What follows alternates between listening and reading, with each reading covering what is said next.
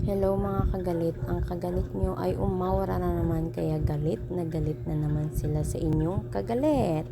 At ito nga, nandito nga pala tayo ngayon sa Nagpayong High School kung saan nag-aral ako ng first year, second year pala, second year at saka third year.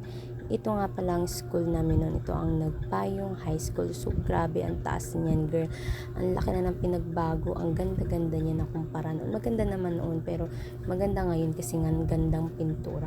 So kung nakikita niyo yan, buong school yan, yung kulay yellow na yan, alam ko yan yung school ng elementary or meron ding high school dito or high school dito kasi sobrang luwag niyan sobrang ilang floor yan kasi nung nag-aral ako pang 6th floor ako noon grade second year, 6th floor ako noon, pero puro hagdan yan, dyan ka talaga mga ngayayat, walang elevator dyan, hagdan yan, kaya kung mapupunta ka man sa 15th floor or 12th floor, di ko na alam kung ilang floor na yan grabe, mga ngayat ka kung pababa ka 15th floor to ground floor, my god kasi.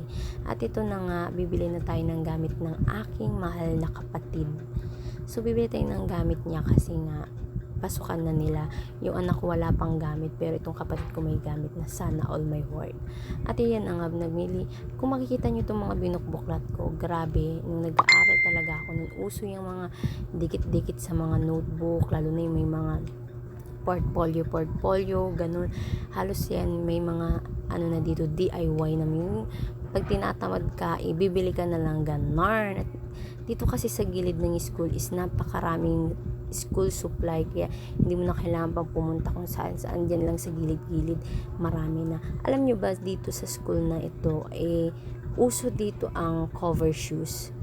Yung may shoes ka, tapos may cover pa yung shoes mo. Hindi katulad sa province kasi is talagang open na open. Hindi katulad dito is may cover shoes talaga. Pag wala kang cover shoes, hindi ka makakapasok.